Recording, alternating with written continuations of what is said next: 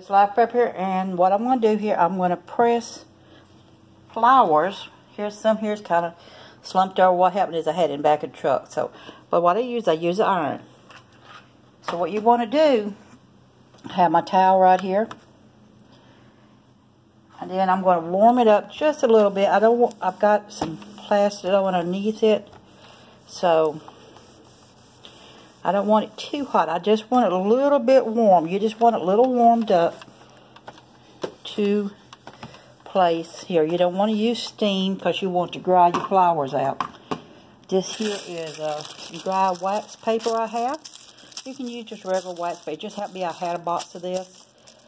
So what I'm doing here, and I'm trying to do all this one-handed. You're going to take your flowers here. Unfortunately, like I said, the wind kind of got to them, so they're not really all that fluffy. I was hoping to get some of these in the flat spots, but what I'm going to do is that I am going to take some of these, tear them apart here, make them a little bit smaller here, as you can see, and then create several different little layers here. It takes time drying. There's all different techniques. So you can use a dry flower press if you want to.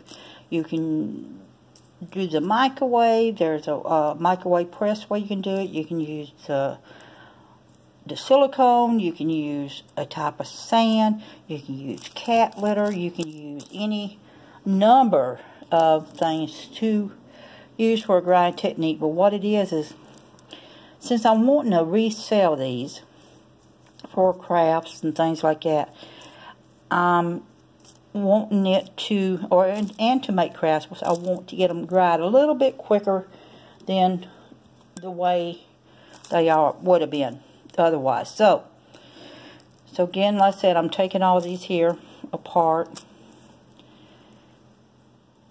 and then I'm going to go ahead here and separate them all out a little bit.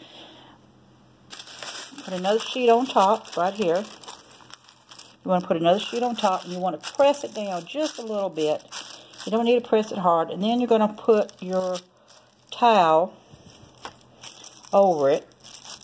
And I really didn't measure very well my towel like I should have. But that's okay. Sometimes I just do one side of the towel. Now, you don't want to steam. You just want to put a little bit of press to it, a little bit of heat to it, and press it down.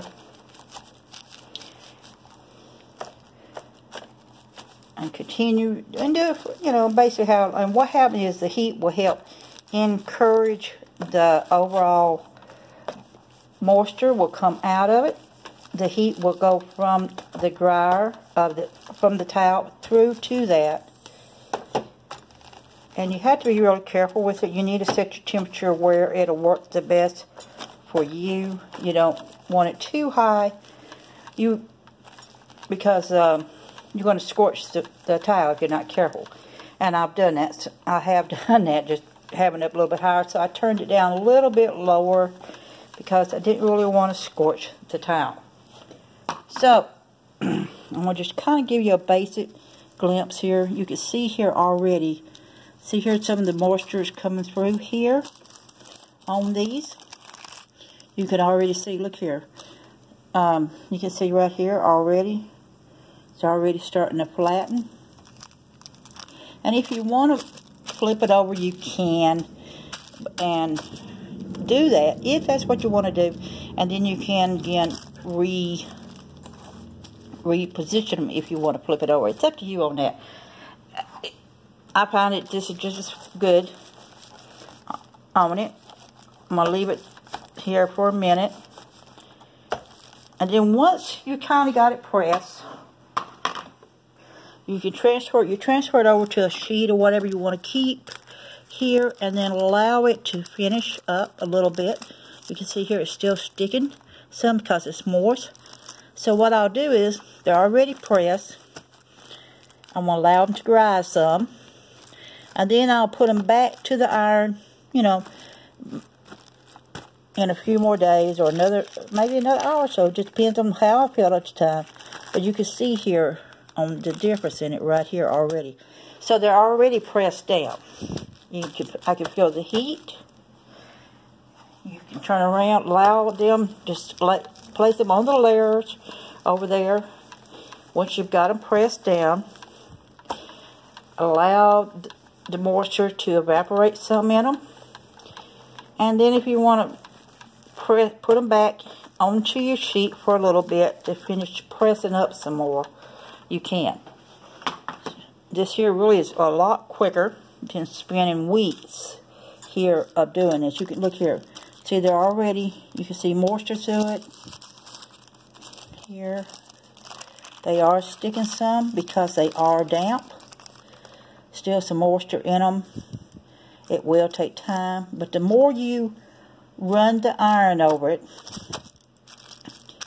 like this, the more the moisture will indeed dry. So I'm trying to pick this up with one hand here. I want to take it, and I'm just laying it over here with my other one here. And then I'm going to set it to the side and allow it to kind of air dry.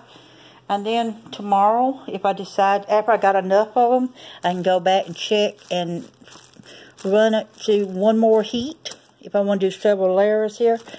So then, that way they're ready a lot quicker. So let them sit overnight, once you get all your layers done. And then check them the next day. And then see if you need to run our iron over it one more time. So instead of waiting weeks for these to dry and to press, you've got them in a matter of roughly 2 days time, ready to go. And if you want to continually iron on it and spend 5 or 6 minutes on each one of them, the more you iron, the more heat, the more you're going to get a lot of the moisture out. But I like to put a lot of the moisture just naturally evaporate. So it usually takes me about 2 days to prepare them this way. So this is part of Life Preppers saying be safe, be happy, and bless you all.